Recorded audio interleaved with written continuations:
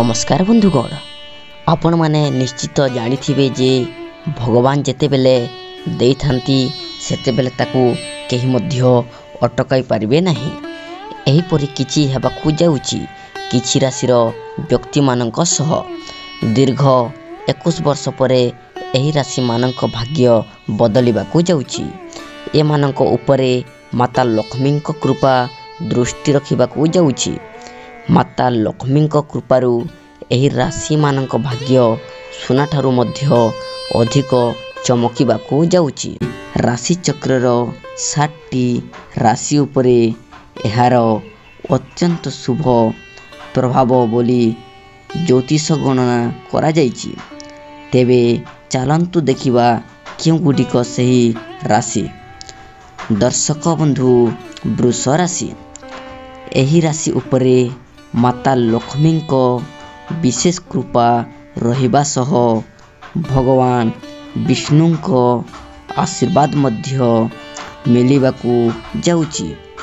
जहा फल रे आपण लगातार निज कार्य रे प्रगति लाभ करिवे ओ जीवन साथी सह मध्य उत्तम समय अतिबाहित करिवे। एबे ठारू आपणको जीवनर सब समस्यार समाधान होई जिवो। दर्शक बंधु तुला राशि माता लक्ष्मी कृपारू आपणकर बहुत भल समय आसीबाकू जाउछि। पूर्वरू चलीथिबा समस्या मान खूब शीघ्र समाधान होई जिवो। एही समय रे धार्मिक कार्य रे मन देबे ओ आपणकू अचानक धन प्राप्तिर जोग मध्य बनुअछि। दर्शक बंधु कन्या राशि आपणक पई आगामी समय खूब उत्तम अनुकूल रहिबाकू जाउछि। माँ लक्ष्मी कृपारू सबु समस्यारू मुक्ति मिलिबो ओ मानसिक एवं शारीरिक कष्ट मध्य दूर होई जिवो। एही समय रे धार्मिक कार्य रे मन देबे ओ आपणकू अचानक धन प्राप्तिर जोग मध्य बनुअछि। पुराना विवादर अंत घटिबो ओ बेपार वाणिज्य मामला रे कोनसी यात्रा करि पारंती। दर्शक बंधु कुंभ राशि अक्षय तृतीया ठारू माता लक्ष्मी कृपारू आपणक पई राजयोग बनुअछि। दीर्घ दिनर समस्या दूर हेबा सह कार्य क्षेत्र रे नुआ नुआ अवसर मान प्राप्त हेबो। राजयोग हेतु नुआ लोकंक सह साक्षात करिवे ओ सेथिरु लाभ प्राप्ति हेबो। माँ लक्ष्मी कृपारू सबु समस्यारू मुक्ति मिलिबो ओ मानसिक कष्ट मध्य दूर होई जिवो। पुराना विवादर अंत घटिबो ओ बेपार वाणिज्य मामला रे कोनसी यात्रा करि पारंती। दर्शक बंधु सिंह राशि माता लक्ष्मी कृपारू एही अक्षय तृतीया दिन ठारू आपणक जीवन रे धनर आगमन हेबाकू जाउछि। एही दिन ठारू आपणक परिवार रे सुख शांति लागी रहिबो।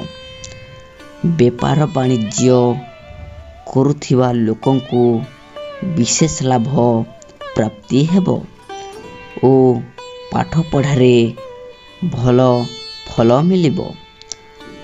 आपणक धन जनित समस्या सबुदिन पई दूर हेबो ओ अटकी रहिथिबा टंका फेरी पाइबे। दर्शक बंधु मिथुन राशि माता लक्ष्मी कृपारू आपणक उपरे रहिथिबारू ଅକ୍ଷୟ ତୃତୀୟା ଠାରୁ ଆପଣଙ୍କ ଜୀବନରେ ସଫଳତାର ଆଗମନ ହେବାକୁ ଯାଉଛି। ନୂତନ କାର୍ଯ୍ୟ ଆରମ୍ଭ କରିବାକୁ ଚାହୁଁଥିଲେ ଏହି ଦିନ ନିଶ୍ଚୟ କରନ୍ତୁ। ଆପଣଙ୍କ ପାଇଁ ଅଚାନକ ଧନ ପ୍ରାପ୍ତିର ଯୋଗ ମଧ୍ୟ ବନୁଅଛି। ମାତା ଲକ୍ଷ୍ମୀଙ୍କ କୃପାରୁ ଏହି ଅକ୍ଷୟ ତୃତୀୟା ଦିନଠାରୁ ଆପଣଙ୍କ ଜୀବନରେ ଧନର ଆଗମନ ହେବାକୁ ଯାଉଛି। ଏହି ଦିନଠାରୁ ଆପଣଙ୍କ ପରିବାରରେ ସୁଖ ଶାନ୍ତି ଲାଗି ରହିବ। ବେପାର ବାଣିଜ୍ୟ କରୁଥିବା ଲୋକଙ୍କୁ ବିଶେଷ ଲାଭ ପ୍ରାପ୍ତି ହେବ ଓ ପାଠପଢ଼ାରେ ଭଲ ଫଳ ମିଳିବ। ମାତା ଲକ୍ଷ୍ମୀଙ୍କ କୃପା ଦୃଷ୍ଟି ଆପଣଙ୍କ ଉପରେ ରହିଥିବାରୁ ଏହି ଅକ୍ଷୟ ତୃତୀୟା ଠାରୁ ଆପଣଙ୍କ ଜୀବନରେ ସଫଳତାର ଆଗମନ ହେବାକୁ ଯାଉଛି। ଦର୍ଶକ ବନ୍ଧୁ, ମକର ରାଶି। ମାତା ଲକ୍ଷ୍ମୀଙ୍କ ଆଶୀର୍ବାଦରୁ ଆପଣଙ୍କ ଜୀବନରେ ବହୁତ ବଡ଼ ପରିବର୍ତ୍ତନ ହେବାକୁ ଯାଉଛି। କୌଣସି କେସ୍ରେ ଫସି ରହିଥିଲେ ସେଥିରେ ବିଜୟ ଲାଭ କରିବେ। ମାତା ଲକ୍ଷ୍ମୀଙ୍କ କୃପା ଦୃଷ୍ଟି ଆପଣଙ୍କ ଉପରେ ରହିଥିବାରୁ ଅକ୍ଷୟ ତୃତୀୟା ଠାରୁ ଆପଣଙ୍କ ଜୀବନରେ ସଫଳତାର ଆଗମନ ହେବାକୁ ଯାଉଛି। ନୂତନ କାର୍ଯ୍ୟ ଆରମ୍ଭ କରିବାକୁ ଚାହୁଁଥିଲେ ଏହି ଦିନ ନିଶ୍ଚୟ କରନ୍ତୁ।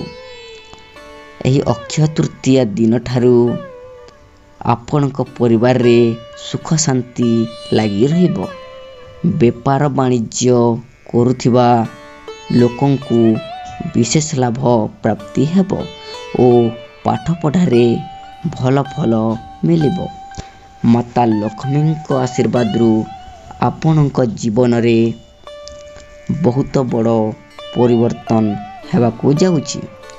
କୌଣସି କେସ୍ରେ ଆପଣ ଫସି ରହିଥିଲେ ସେଥିରେ ବିଜୟ ଲାଭ କରିବେ।